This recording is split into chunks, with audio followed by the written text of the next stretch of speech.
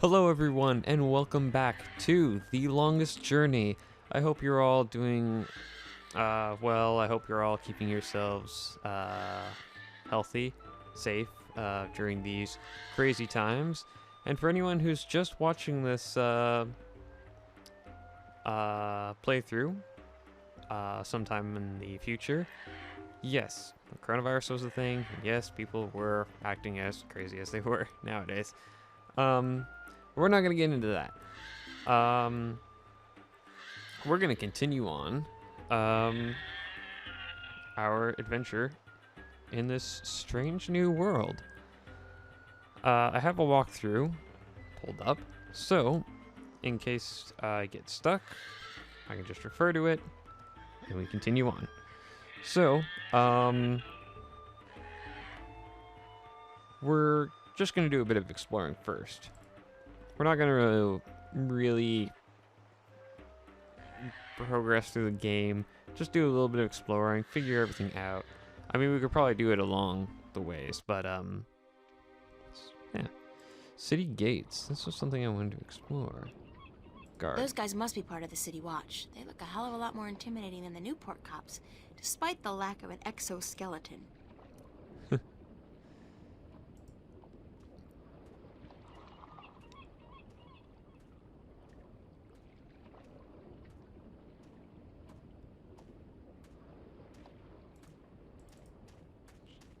Right over there. This guy's selling musical instruments. Most of these I don't even recognize. But he's got a drum in there and what looks like half a guitar and a couple of dried rabbit carcasses. Ugh. Oh, that's weird. But okay. The walls look ancient. Mercury must be at least as old as anything back in the real... in my world. It's safe. This lady's selling fresh fish.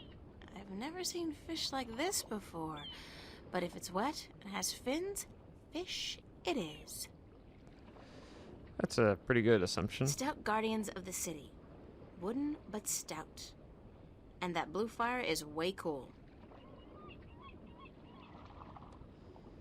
Blue fire makes everything cool. Okay, so I guess this is all there is to see here. Let's go back to the temple and see what our friend in here has to say.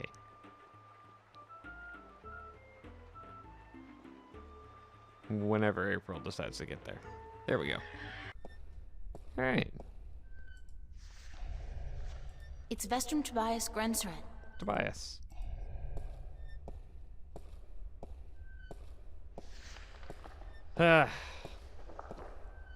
So in case anyone was worried about me, because I was complaining about a bit of a sore throat and a cough, which I still have a cough, but I'm fine. Excuse me, Perfectly Vestrum fine. Tobias? No need to worry. Tobias. Just call me Tobias, please. I require no ceremony from a distinguished guest such as yourself. Did you enjoy the sights? I don't know. I'm overwhelmed. Walking around out there, seeing with my own two eyes things that can't possibly exist. What they do? I kept thinking, it's all a dream. I'll wake up at any moment now and everything will return to normal. But then I realized, I'm still here. It's real. I can touch it. I can smell it. And you know what? It doesn't make sense. Nothing makes sense here. Magic, alien creatures, parallel worlds. I don't believe in those things. I don't believe in fairy tales. In your world, in Stark, there is no room for magic. That is, and always has been, the curse of science, the fallibility of logic and order. They leave no room for the imagination. If it does not fit into the narrow perception of the laws of nature that your world adheres to, it's a fairy tale. But then, magic has its downsides too. It's unpredictable. It invites chaos. It puts the balance in peril in a way that science alone never could. I keep hearing about the balance and about Stark and Arcadia and... This is probably going to sound strange to you, but I'm clueless. I have no idea what this place is, or what I'm doing here, or That's why I got the walkthrough. All I know is that something strange is happening in my world, I guess. I had dreams, and the dreams felt so real, and then things started happening in real life too. Things that couldn't happen, and I think I will begin at the very beginning. I believe that is why you were sent here, to learn, to understand, to see for yourself. Pretty Like much. you said, you cannot believe in this place. Well, you will. After you have learned the truth, you will. Come with me, and I will tell you the story of Earth as your books never have. And when your eyes and ears are open to the truth, perhaps your mind will follow. We can only hope. Come. Sure, why not? Not like we got anything else going on. Here. This is the true story of the balance, as observed by the Sentinel, the Order of the Balance, the Fathers. The Sentinel Minstrom committed this story to the pages of the scriptures and to these temple walls thousands of years ago, so that coming generations could learn and understand their past and their future.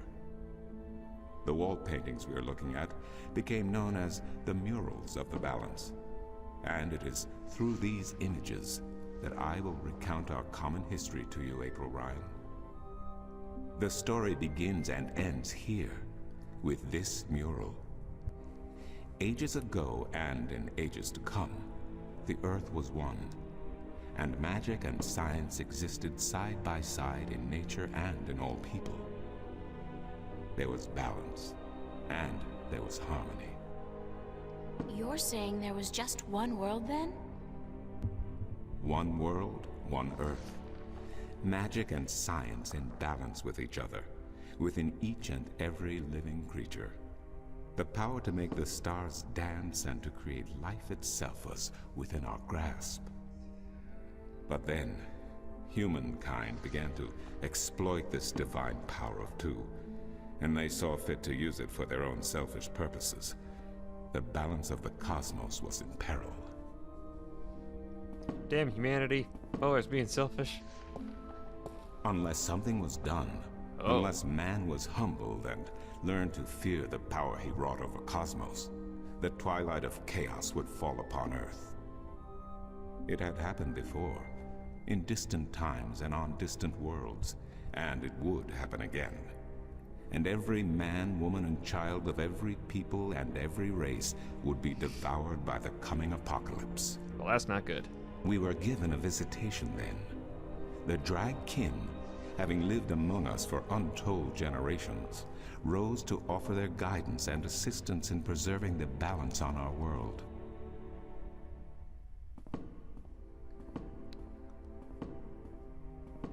Okay then.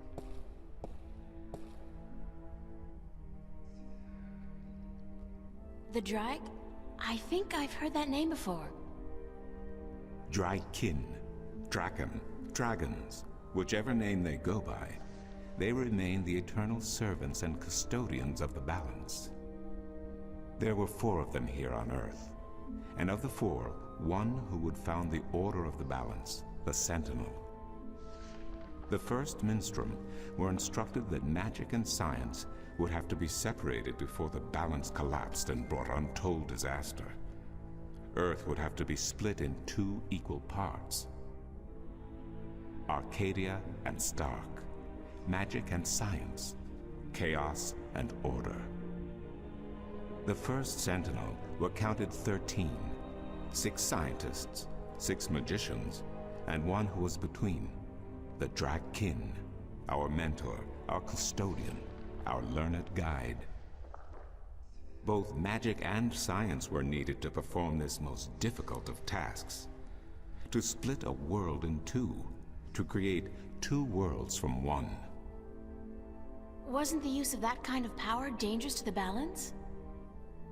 Yes, and so for this purpose, they built a tower to channel their powers and focus them on the divide that they would create. The Kin had brought a disc with them, a disc forged in the fire of their world. Placed at the base of the tower, and the epicenter of the divide, the disk and the tower would become one, a conduit for the flow of magic and science. At the appointed hour, the 13 came to the tower, and with them a woman whose destiny was decided by the purpose to which she had been born. Let me guess, April. She would be the first guardian, the human protector of the balance, who would stay in the tower for 1,000 years to watch over the two worlds. How long? And to ensure that the flows of magic and science were always equal. Ooh. And so the ritual began.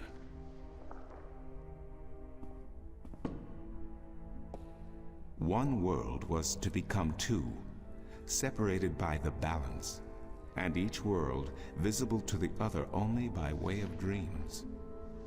Who was ushered into which world was not an arbitrary choice, nor one taken lightly. For the magical creatures, the choice was simple. They had to go to Arcadia. Their kind would not survive in Stark. But for others, families were torn apart, lovers separated, and friends lost for all eternity. Encircled by the 12 and the one who would be guardian, the disk at the base of the tower began to spin faster and faster as more and more power flowed through it, until it was a blur. Darkness enveloped the tower, but the disk glowed brighter and brighter.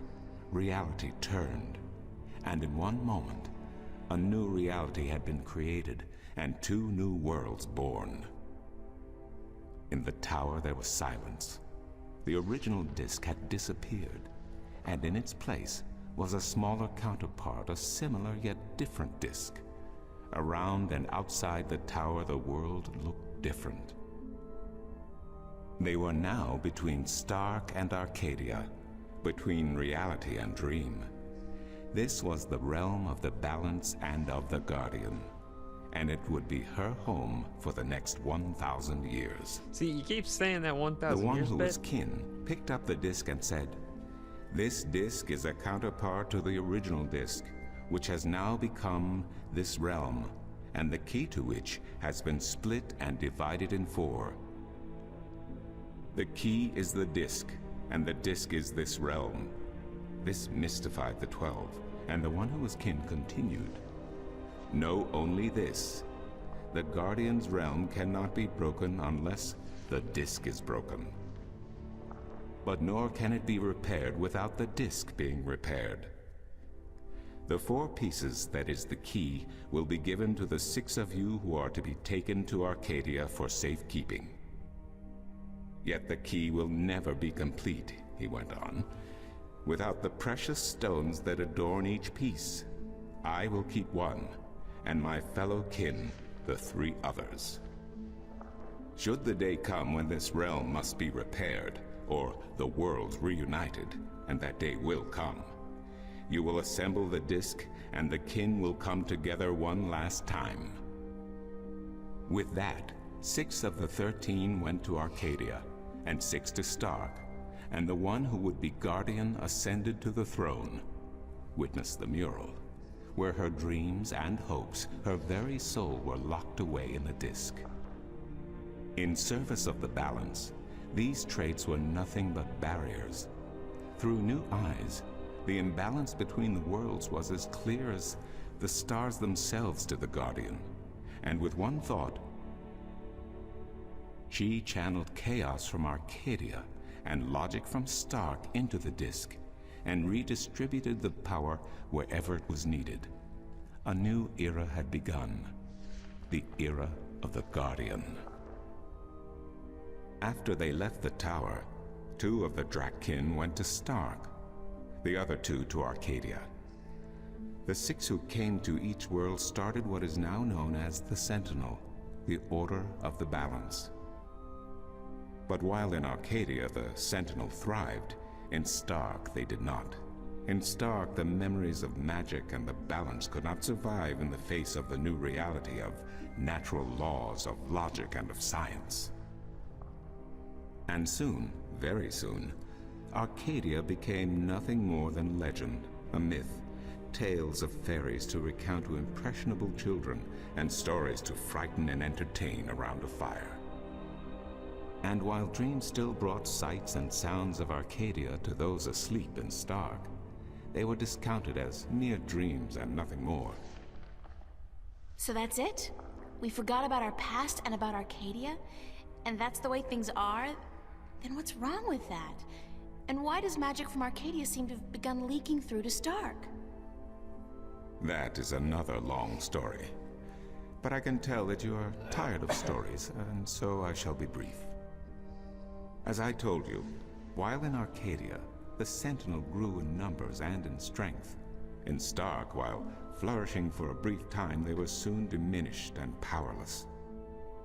Some of the Stark Sentinel did not take kindly to this, and they derided the Arcadian Sentinel for their politics and teachings.